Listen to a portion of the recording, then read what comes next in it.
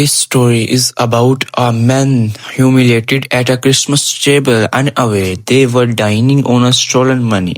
One call exposes a marriage built on lies, and silence becomes his sharpest revenge. "Stop begging for money," my wife's mother said, carving the turkey with surgical calm. "It's embarrassing." The room went quiet, in that way families pretend is normal. Forks paused, glasses hovered.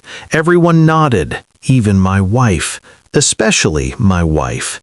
I smiled, not because it was funny, because I had already stopped asking. The phone felt heavier than it should have in my hand. I unlocked it without looking at the screen, muscle memory guiding me like a ritual. One call, one sentence, freeze account, final 17. The bank manager didn't ask questions. He never did. Across the table, my wife's laugh cracked a little too late. Her eyes flicked to my hand, then to her mother, then back to me. Something was wrong. She knew it. The Christmas lights hummed overhead, too bright, too cheerful, a lie wrapped in color. I watched their reflections shake in the wine glasses, as if the room itself sensed what was coming. No one noticed the silence inside me, the place where anger had burned itself out and left precision behind. I leaned back, waited.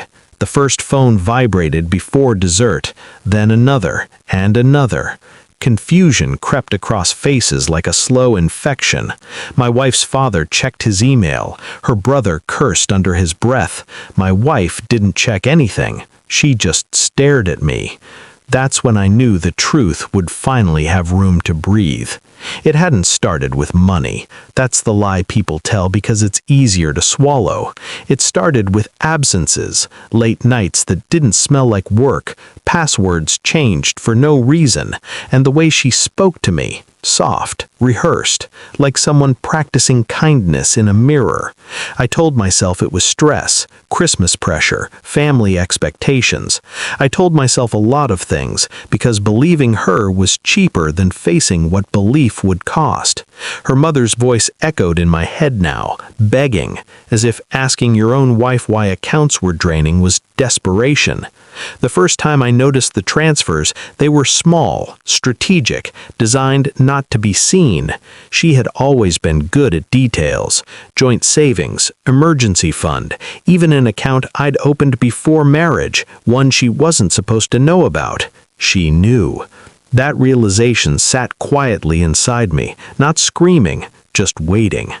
I remembered the dinners where her family joked about my luck, marrying into stability, having it easy. They never asked where the stability came from. They never asked who built it. My wife squeezed my hand under the table now, nails digging in. A warning or a plea. I couldn't tell anymore. I looked at her and felt nothing familiar, only recognition, like finally identifying a stranger who's been living in your house. I didn't confront her. Confrontation is what liars prepare for. Instead, I watched. Phone records first, then metadata, dates aligning with her work trips, locations that had nothing to do with conferences and everything to do with privacy. I sat beside her on the couch while she texted him, watched her smile at a screen angled away from me. I learned the rhythm of deceit, how often she checked her phone, how she showered immediately after coming home late. I hired no detectives. I trusted numbers. Numbers don't love you. They don't lie to protect themselves. The name appeared in an invoice buried deep in a business expense report. Her father's company, a consultant who didn't exist. Except he did, and he was expensive. I kept paying the bills, kept smiling at dinners, let her think she was winning. Control isn't loud, it waits.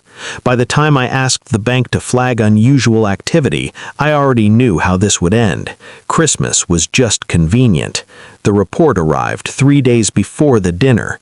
Clean, verified, final. Every transfer traced. Every signature authenticated. Every lie neatly itemized. I didn't show it to her right away. I asked one question instead. Do you trust me? She said yes without hesitation. That hurt more than the truth. Now, at the table, her phone rang again. She answered this time. Color drained from her face as the voice on the other end spoke too fast, too panicked. Accounts frozen, payments reversed, investigations triggered. Her father stood up. "What did you do?" I placed the folder on the table, slid it toward him. No drama, no explanation. My wife's hands shook as she opened it. Her breath hitched when she saw the names, the amounts, the timestamps. She looked at me like I was something she'd misjudged, like a quiet room that suddenly locked from the inside. "I can explain," she whispered.